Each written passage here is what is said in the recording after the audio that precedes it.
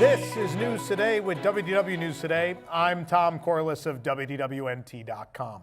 Please like this video, subscribe, and hit the notifications bell to make sure you never miss the latest from the Disney theme parks all around the world. But here now the news for May 2nd, 2025. And I'm lying, actually, because you know we're not getting to the news. We've got a lot to talk about right here at the top of the show. First of all, I want to thank Eric for filling in. And I'm going to warn you now that Eric is also, he's literally walking by as I'm saying this.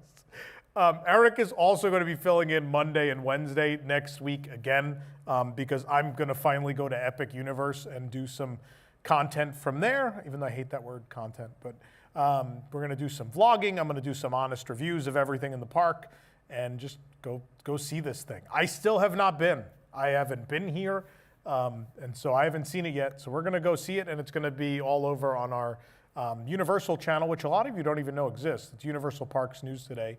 Here on YouTube, go check it out. A lot of you have because our Ministry of Magic video has over 500,000 views already. It's crazy. So thank you, those of you who have watched. And if you haven't been over there yet, please go check it out. We're going to go see the newest park in Orlando, which is a weird thing to say because in the entire time I've lived here, it's never been a thing. It's weird. I also want to give a quick run. Obviously, I was gone, and I was in a number of places. One of those places was Japan. If you haven't watched any of that Japan content, there's going to be more coming. There's some vlog content from myself and Rosanna on the way from her first trip and various experiences we did. We tried out a new vacation package with unlimited rides at Tokyo Disney and stuff like that. There's a lot of great stuff coming.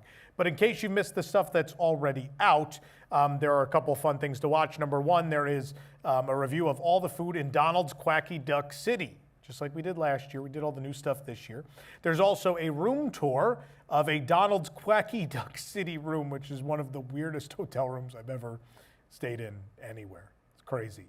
And then also we reviewed everything new at the Tokyo Disney Sea Food and Wine Festival, second year. We did everything the first year, went back for second year, and we reviewed that as well. Make sure you go check those out. It's fun, even if you're not going, a good time to be had.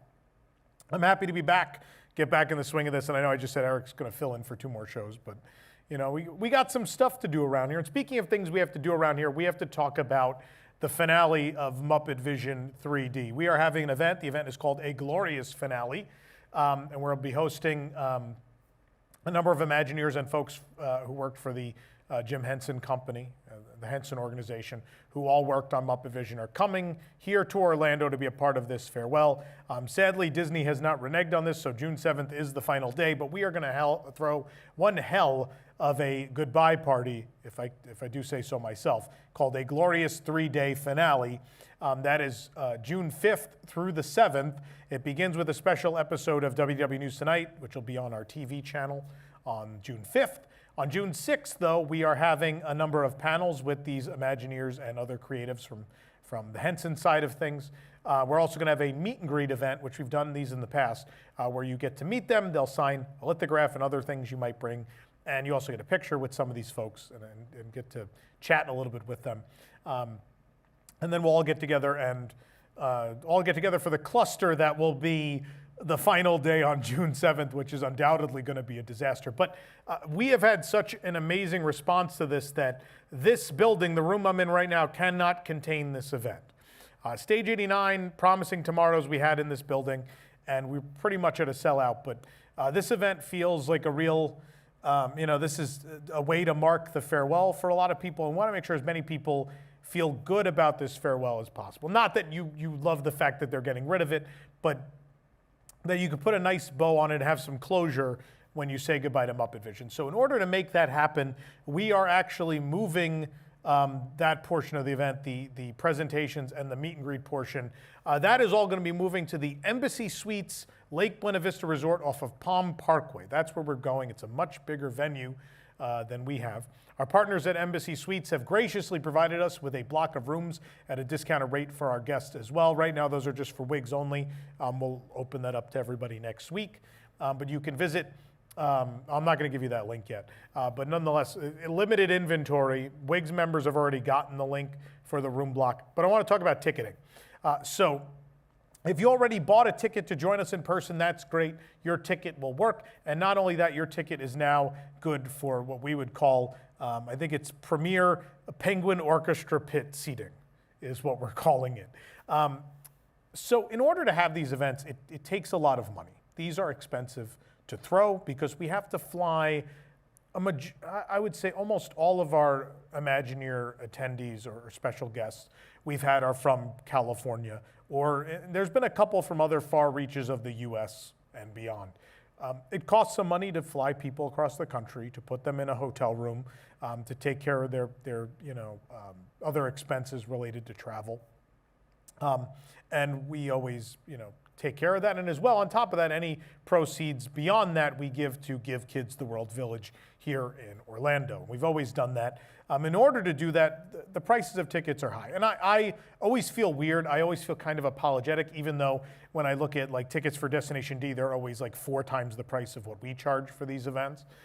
So I shouldn't feel so bad. It just, I feel bad because I know it's a ticket price that limits the number of people that could come join us. Because if the event was considerably cheaper, more of you could come. And so this Embassy Suites deal gives us an opportunity to do something we have never done before, which is offer a more affordable ticket. So if you already bought your tickets, that's great. You have the all-access tickets. You have access to all the events. You have the premier seating. You have a lunch, a welcome lunch included with your package. You get additional gifts, all these things.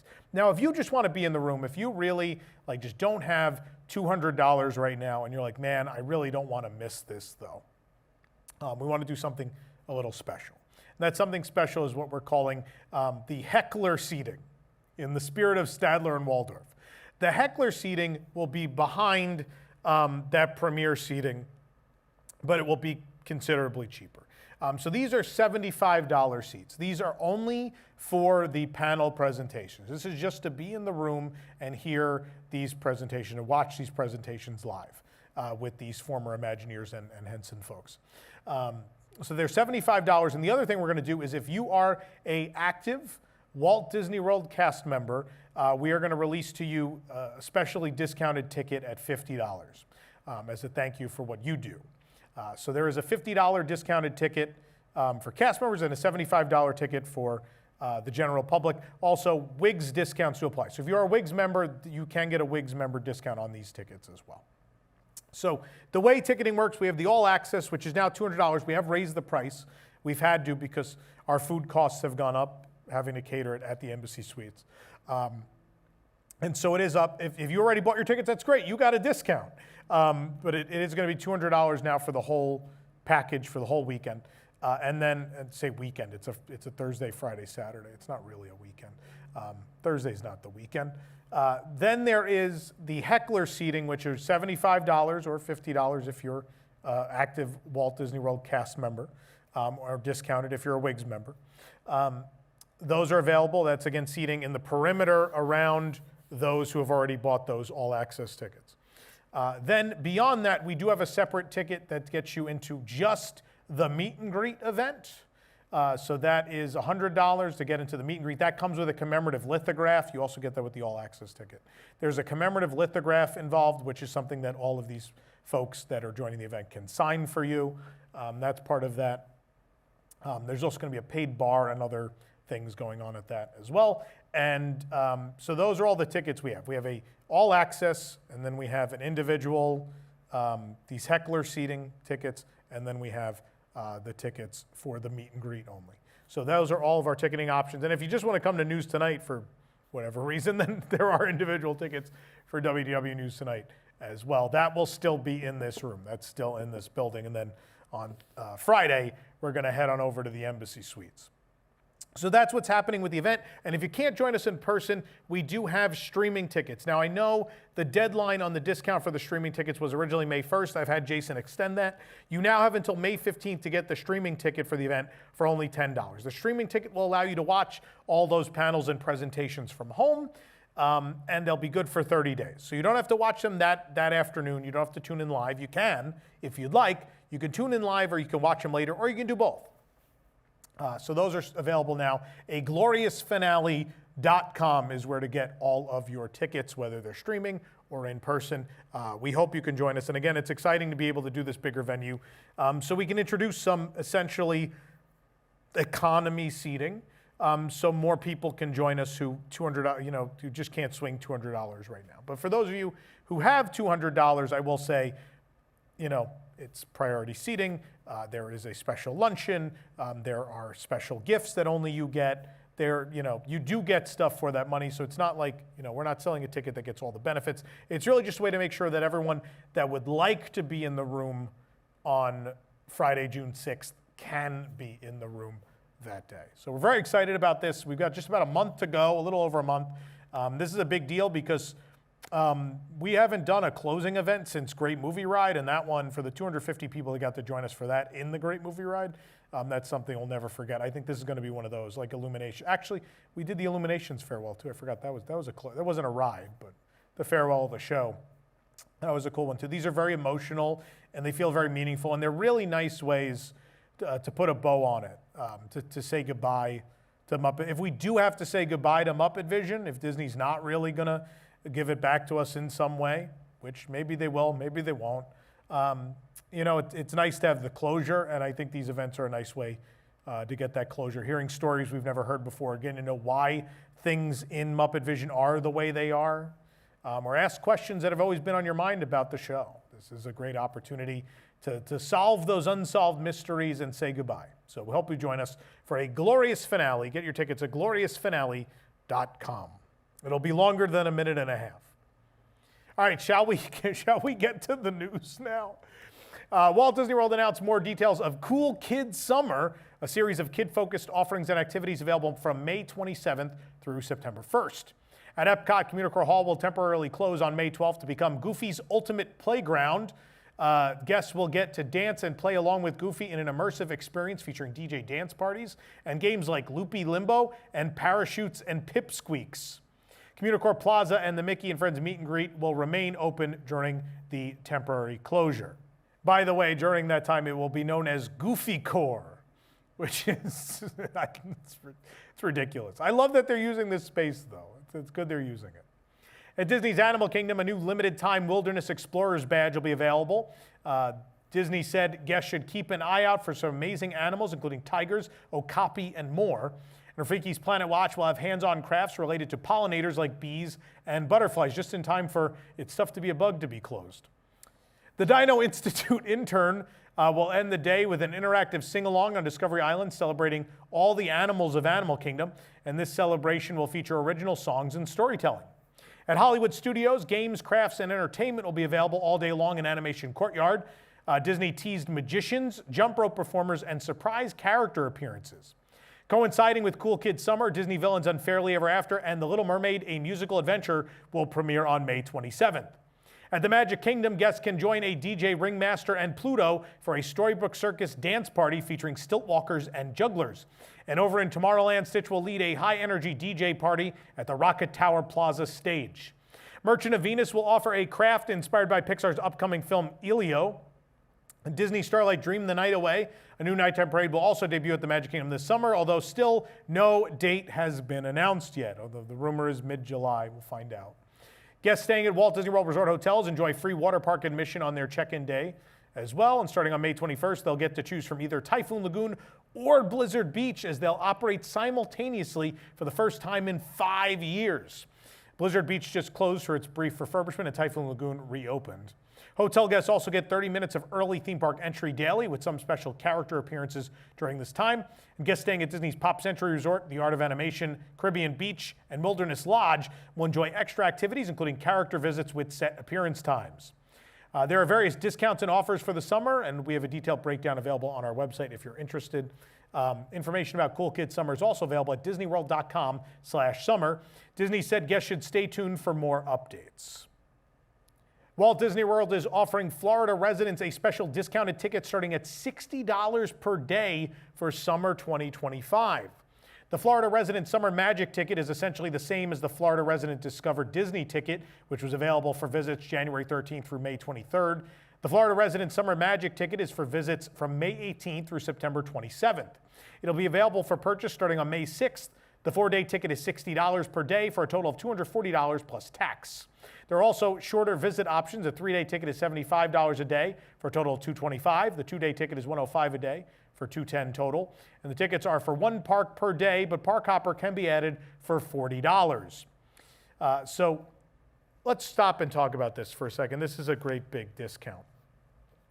There has been a lot of, in the lead up to Epic Universe, there has been a lot of bad discourse, a lot of uneducated discourse about what's going on. And this Cool Kids Summer thing is a way for Disney to combat Epic Universe. That's not what's happening here. I don't know if you guys are living under a rock, but things aren't good. I mean, so we actually just went to Las Vegas about a week and a half ago. It was a ghost town. There, from what we had heard from people locally, tourism on the Strip, tourism revenue is down like 50 or 60%, depending who you ask. And then I've seen, it's been popping up on my TikTok, some more things about Vegas since we were there and I was searching stuff. Things about they're letting concierge people go from, I forget which chain of hotels in Vegas, they're letting go of a bunch of their concierge people. And we are heading for some bad tourism time here in the United States for a number of reasons. And this is not meant to be political. This is not a political stance. These are things that have happened. There are some countries that typically have people that travel here who don't want to travel here given things that have happened in the last couple weeks. That's a thing that's occurred. And then also, the economy is not showing particular signs of strength, and people are concerned. And I think beyond that, one of my guesses is just that I think post-COVID, a lot of Americans spent a lot of money on travel because we realized how valuable it is to be able to go places. We realized how special it is to be able to go places with the people we love and care about. And we did a lot of that for a while. And maybe now like that time is over. So I think it's a lot of factors, more than we could ever summarize as for what's going on. But tourism this summer in the United States is not going to be good. It's not going to be good anywhere. And I will tell you, the Epic Universe, it's no secret they opened what were supposed to be pass holder and resort guest only preview dates, have now been open to the public. Why do you think that is? Like, so for those that don't know, these pass holder previews were limited capacity. I believe somewhere in the zone of 20% capacity.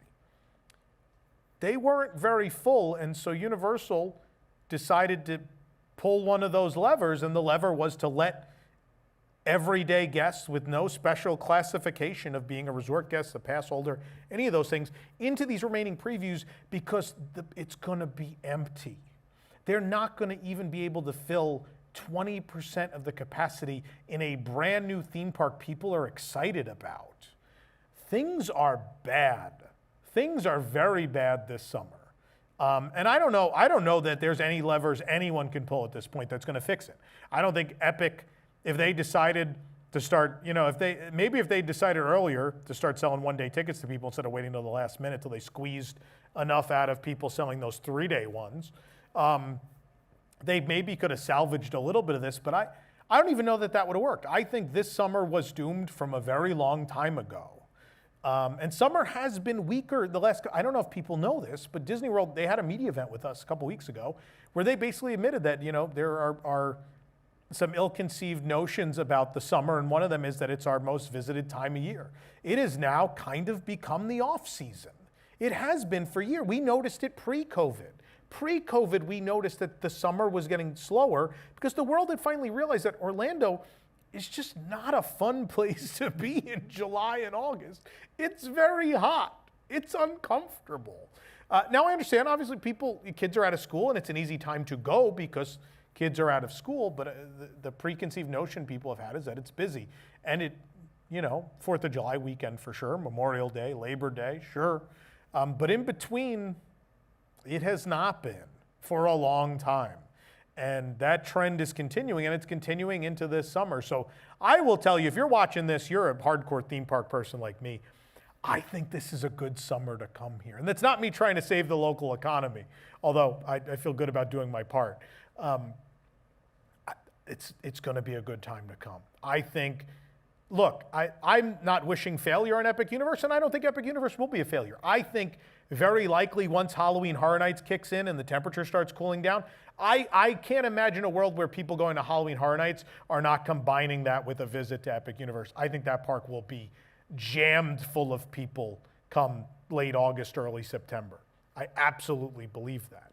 And I do think the crowds will come back to Walt Disney World at that point too, as the Halloween festivities and food and wine and those things kick in. And that's if the economy and other things going on in the world get better or change. Again, not a political stance, so I make that clear. And I don't care about either side. I'm not weighing in on anything. But the situations are what they are, and the impact is what it is. So I think it's going to be a very slow summer. I think the indications are all there that it's going to be a very slow summer. I think it's a good time if you're a hardcore theme park person and you can financially swing it. I think it's a good time to pop in, come see the new shows and stuff at Disney World, and maybe wait for the new nighttime parade to actually get a start date. I think it'd be a good time before the crowds descend for the fall activities. Come see those things, go to Epic, if that interests you. And I think the crowd levels it'll be hot and disgusting, but the crowd levels will be low. And I think you'll have a good time because the crowd levels will be low. And I think you'll benefit from it. But I think in total, this summer is a lost cause. I think Orlando has lost this summer. It ain't gonna happen. The circumstances and both external and internal circumstances within the theme park world in Orlando have dictated that this is just not gonna be a good summer. Might be a cool kid summer. It's gonna be a bad economic summer for the theme parks in Orlando. The Bighorn Sheep has been removed and more track has been installed, and as well structures are being repainted at Big Thunder Mountain Railroad at the Magic Kingdom during the attraction's over a year-long refurbishment. In the past few days, crews have installed new pieces of track in this curve of the coaster over by the Rivers of America. After the old track was removed, crews redid the concrete below the ride, and the track comes to an end just before it should enter the mountain tunnel. Crews have also been redoing the tunnel's rockwork. The new track connects to pieces installed further back on the mountain earlier in April. Beyond the bridge and scaffolding, we saw a crew member working on the rockwork next to a curve along the mountain, and 2 more crew members were working on the track closer to the water. We could see more crew members in this nearby building as well. Scaffolding runs along the bridge up to the building. A week ago, more scaffolding was installed in the town of Tumbleweed at the attraction. Crew members are now repainting the Gold Dust Saloon facade, and though Saloon is currently green, it looks like the crew members are painting it brown. We don't know if this brown is the final color, maybe it's primer, who knows. At the edge of the town, the wagon's roof has been painted blue, it was previously brown, and the Bighorn Sheep is now missing from its ridge looking over the town. And as we previously reported, scaffolding was installed leading up to the ridge. The possums were removed from the tree in the foreground a few months ago. The animal figures are going to be refurbished probably and then returned at a later date. Big Thunder Mountain Railroad closed for refurbishment back in January, will reopen sometime next year. A more exact opening timeframe was not announced, but the most recent permit related to construction expires in April of next year, but that doesn't necessarily mean anything. Disney said the ride will have a little bit of new magic. They said, quote unquote, some new bells and whistles when it does reopen. Joining the Loungefly backpack and ball cap that arrived earlier this month is a collection of apparel, kitchenware, and more celebrating Disney's Hollywood studios. We found all the items in Mickey's of Hollywood, which is located on Hollywood Boulevard across from the Celebrity Five and Dime. The merchandise includes a crop top for $34.99, a hoodie for $59.99, there's a logo t-shirt for $29.99, a youth t-shirt is $21.99, the Sorcerer Mickey statue is $129.99, the water bottle is $27.99, and the mug is $19.99. And happy birthday to Disney's Hollywood Studios yesterday, 36 years. In celebration, we released the opening presentation from our Stage 89 event. You can check that out right here on the channel. Give it a watch. Bob Weiss and Randy Prince go through the history of Disney MGM Studios. This program is brought to you by our official travel agent sponsor, Be Our Guest Vacations. Your dream vacation begins with Be Our Guests and their concierge team of expert vacation planners. Head on over to beourguestvacations.com/WDWNT, and our team will design your next magical vacation from the Walt Disney World and Disneyland Resorts to Disney Cruise Line to Adventures by Disney and more. The best part is their concierge services are 100% free, so book today. I didn't do it either. I didn't do the free either. I'm out of practice. Free! It's free. Don't worry, we'll get a studio audience back in here soon. The broken doorway of Keystone Clothiers at Disney's Hollywood Studios has received new theming over 2.5 years after it collapsed, although work hasn't wrapped up just yet. There is now marble green theming on the top of the doorway. This is the side entrance to the gift shop. The other entrances have remained open. The tops of the window frames have also been covered in white paneling since our last update. And though the windows were not broken, they were reconstructed along with the doorway. The green marble is similar to the doorway's original design. It's lacking the golden decoration it originally had, though this might be installed later. I don't know. It also doesn't look like it's real marble now. I'm a little concerned about this. We'll have to wait and see. The concrete above the doorway was painted pink, but doesn't quite match the pre-existing pink wall. They'll have to blend that a little better. They're working on it. This has taken so much time, and what I like about this, though, is it took way too much time to do this, but apparently management was finally convinced. I think enough of us kept talking about this and berating them about it that they finally felt like they had to fix it, and I'm glad that there's finally a permanent solution happening. I hope it looks as good as what was there before. I hope they're not kind of going halfway on it, and I will certainly let you know if I feel they have. But I'm just glad it's getting done at this point. In a new video posted to social media, visitors to Disney's Animal Kingdom witnessed a guest climbing up the side of the Tree of Life. In the video posted on TikTok by Cassie M., a guest is seen climbing up the side of the Tree of Life. The video captioned, "What the flip?" People climbing the Tree of Life today at Animal Kingdom. And has text over the image saying, "Ayo, we just climbing any trees now?"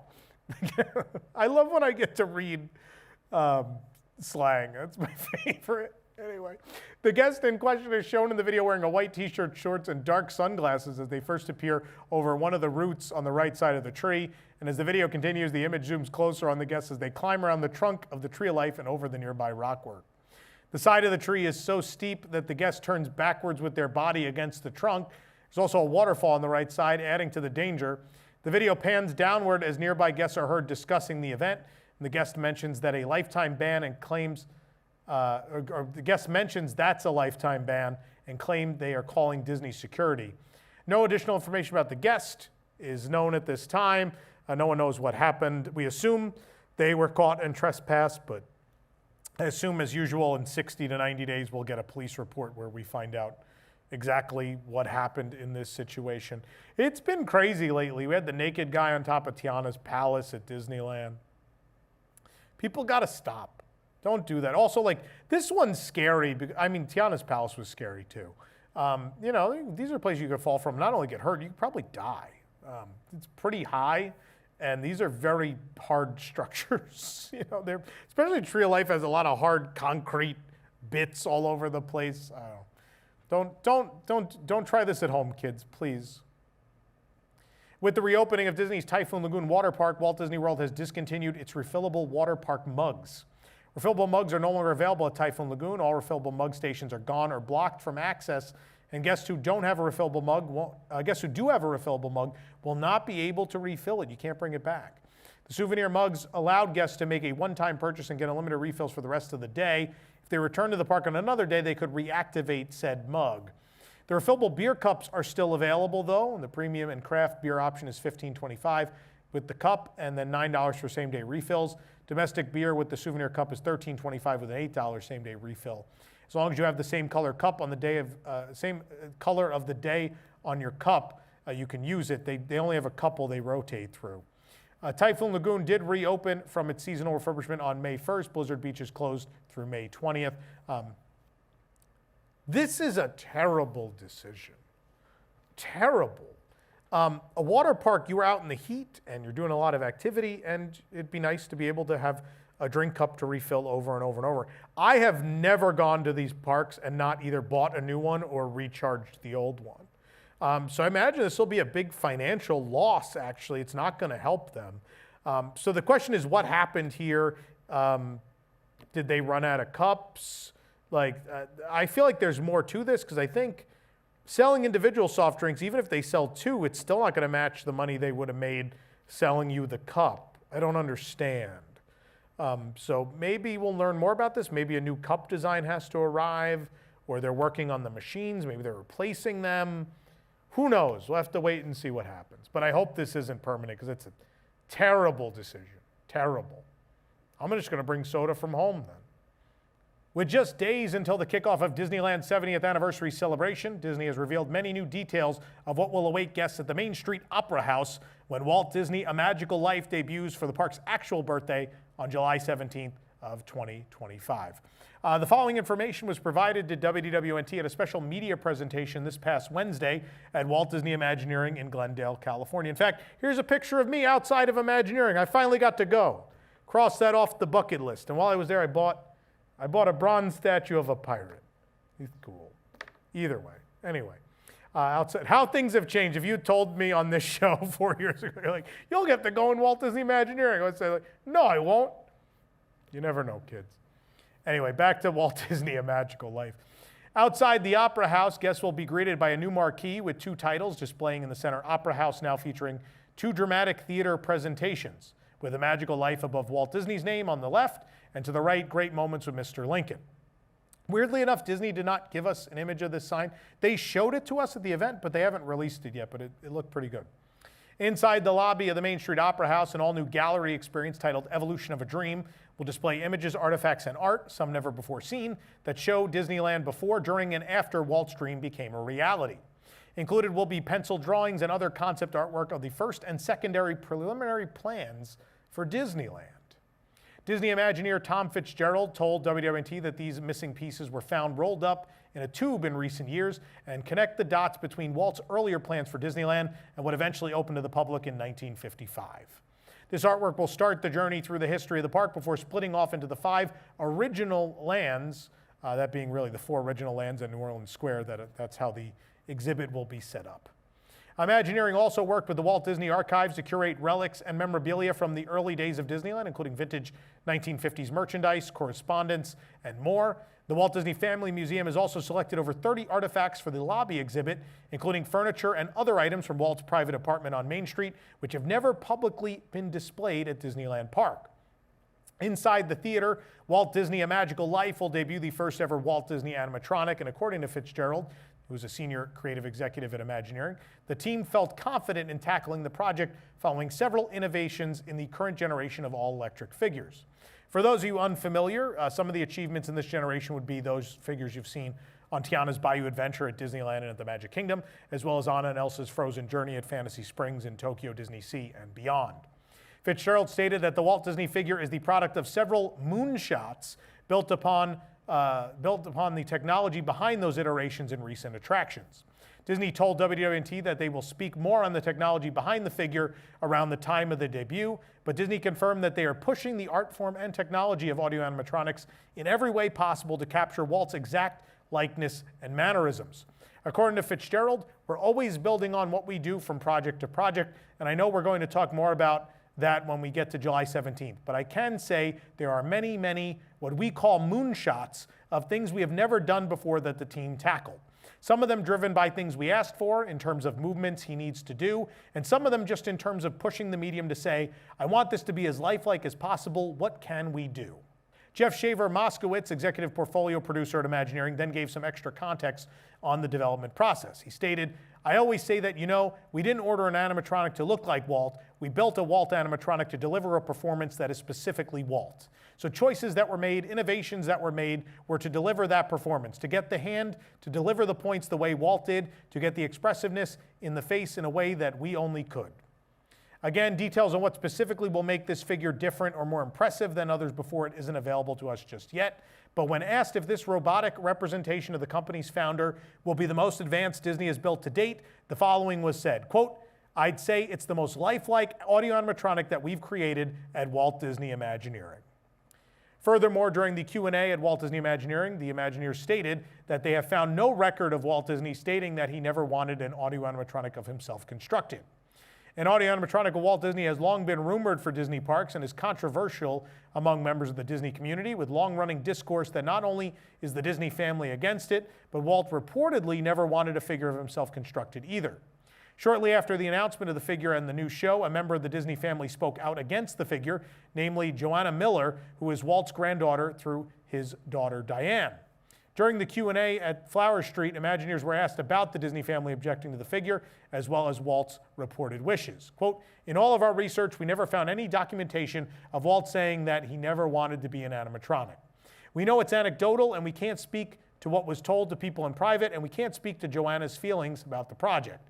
We have worked very diligently for many years with the Walt Disney Family Museum, with members of the Disney Miller family, with the board, and so we've taken care to ensure that the family is along the journey with us. We feel that we've presented a faithful and theatrical presentation that keeps Walt alive in the medium that he pioneered and in the way that we present stories in our parks, said Jeff Shaver Moskowitz as well. Guests will get to see this new show for themselves again when it opens this summer as part of Disneyland's 70th anniversary celebration.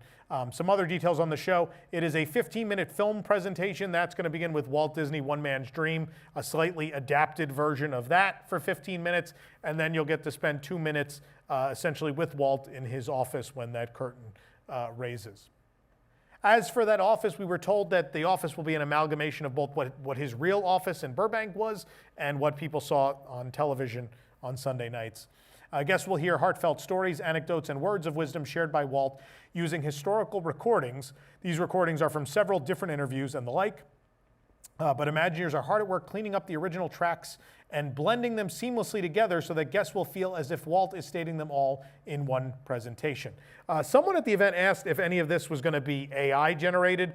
Disney was adamant that no, they are taking a bunch of real audio tracks of various speeches and interviews and things he did, and they're seamlessly blending them together, but there is no AI.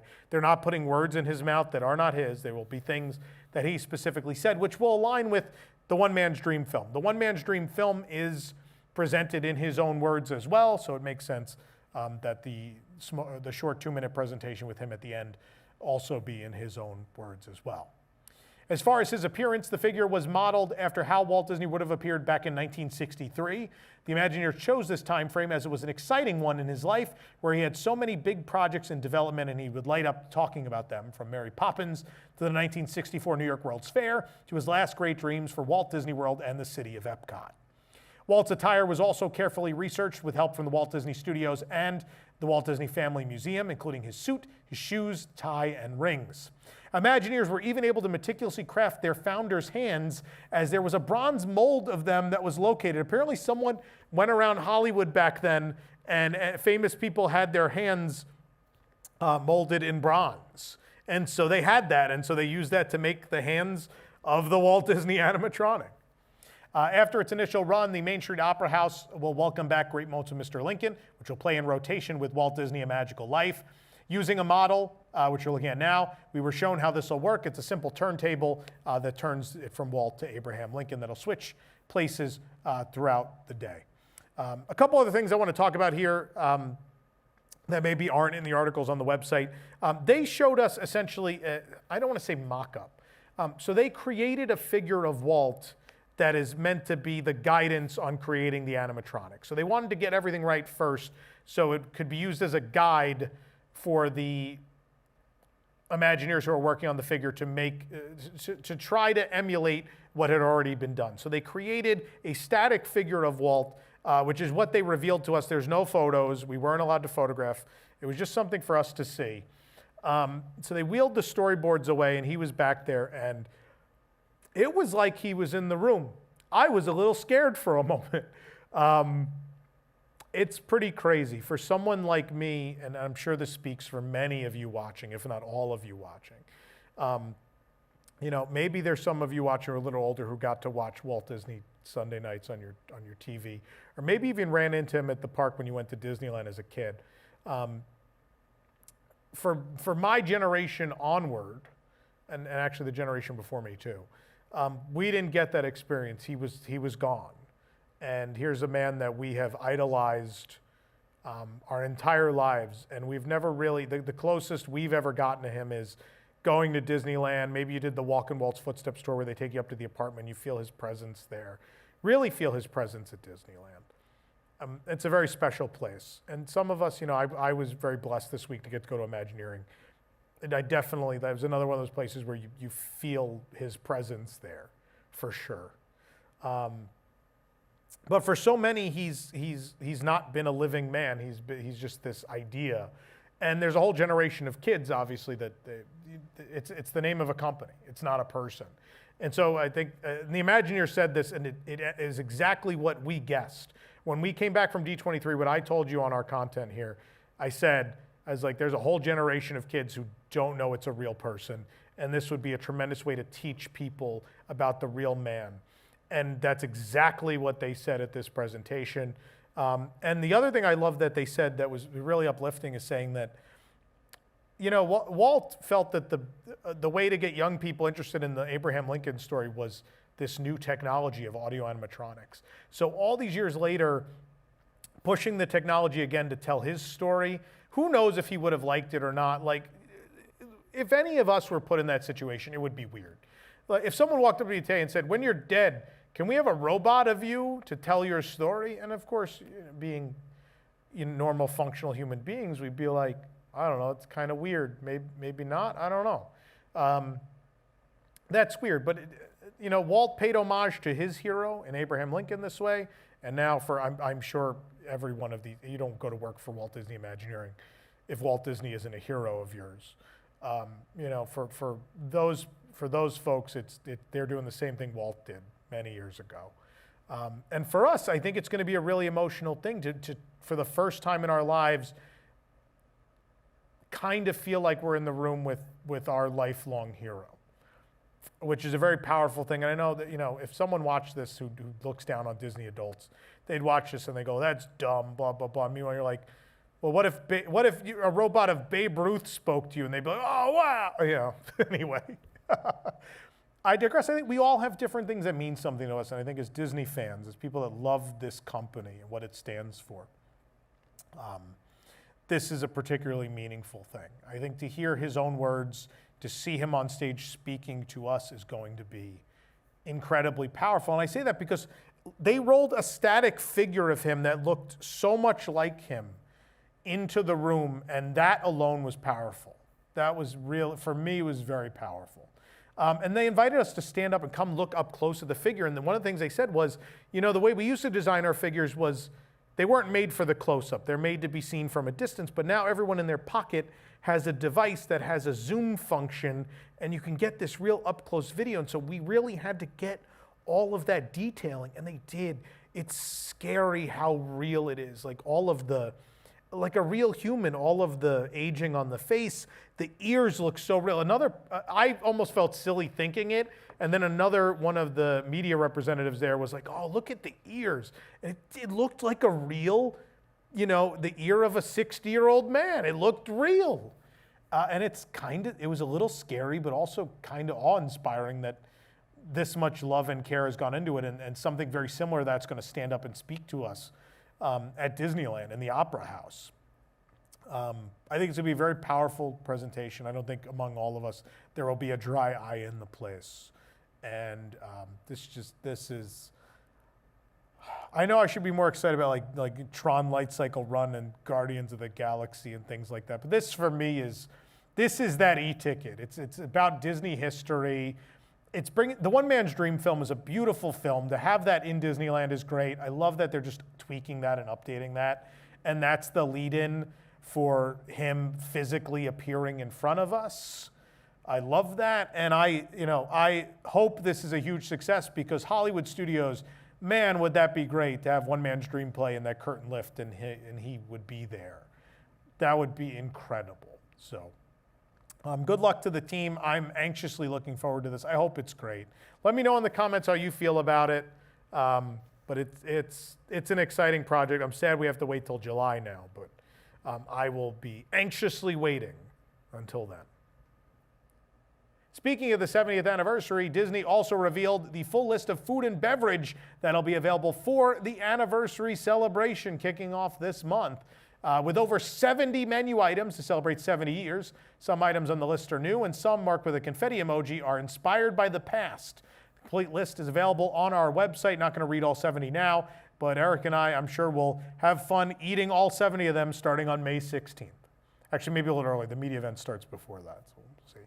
See how much they let us try in advance. Disney also revealed several new novelty souvenirs, including popcorn buckets, sippers, and more, coming for the 70th anniversary celebration. The souvenirs for the celebration include a light-up Mickey balloon bucket, Mickey Mouse bucket. This is, speaking of the Walt Disney figure being a little scary, he's a little, I love this, but he's a little scary. There's an Abominable Snowman sipper. It's Harold from the Matterhorn. How great is that? Popcorn bucket, a sipper, there's a stainless steel tumbler, a Disneyland marquee bottle topper, an acrylic flute, a Tinkerbell straw clip, a D glow cube, a travel tumbler, and a Tomorrowland Skyline Terrace cup among the items. I suspect more we're going to roll out throughout the event. I don't think this is everything. We'll have to wait and see. Speaking of new souvenirs, the Hungry Bear Barbecue Jamboree now has a mason jar sipper available for $19.49. The new sipper was released alongside several new drinks across Disneyland Resort, including the new watermelon lemonade for $6.99 at this location. The sipper comes with the guest choice of fountain beverage or the specialty beverage for an extra charge. There's a limit of 10 sippers per person per transaction and no discounts apply. I feel like the limit of 10 is aimed at me, the Country Bear guy. But anyway, the sipper is shaped like a mason jar with a handle. It's transparent with a translucent orange twist-off lid and straw. And on one side is the image of Ursus H. Bear, the Grr Illmaster, wearing a chef's hat. And the artwork originates from a fence at the restaurant as inspired by Ursus H. Bear's portrait in the Country Bear Jamboree. Ursus founded the Jamboree and the restaurant. His grandson Henry is the current MC of the Country Bear Jamboree, which closed at Disneyland in 2001, but remains at the Magic Kingdom as the new Country Bear Musical Jamboree and as well still at Tokyo Disneyland. On the other side of the sipper is Hungry Bear Barbecue Jamboree in red, yellow, and orange letters. Hungry Bear Barbecue Jamboree opened just last fall at Disneyland Park. We do have a review somewhere in the channel if you want to watch it. I think Arlo tried the new items, though. You can watch those in his summer food review video that we have released as well. The curved Eiffel Tower of Soarin' Around the World will be fixed at Disney California Adventure's version of the ride. According to the Orange County Register, Walt Disney Imagineering will update Soarin' Around the World at DCA in the coming weeks. Soarin' Around the World was closed for a brief refurbishment from April 28th through May 1st. The update will not be in place as of now, but will be added soon. The Epcot version of Soarin' was updated in November, replacing the Eiffel Tower scene and the finale. The latter scene was changed to reflect the park's reimagining and now shows the World Celebration Gardens. The new Eiffel Tower footage has a wider view of the Parisian landmark, including more of the city and the Seine River.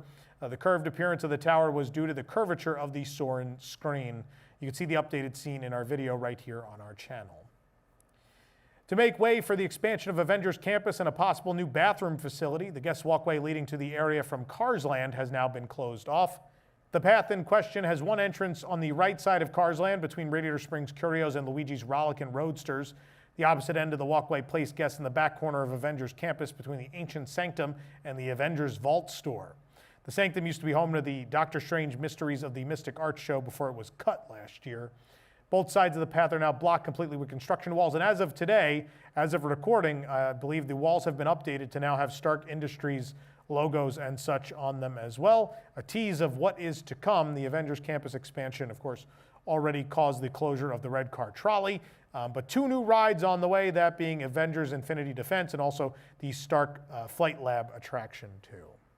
For the absolute latest on these stories and all that didn't make it into today's show, which was a lot because it was a long show, be sure to check WDWNT.com and follow us on all your favorite social media platforms. See, we don't have to put my name on the show or my face on the thumbnail. You guys know I'm back because it's 3 times longer than it's been the last couple weeks.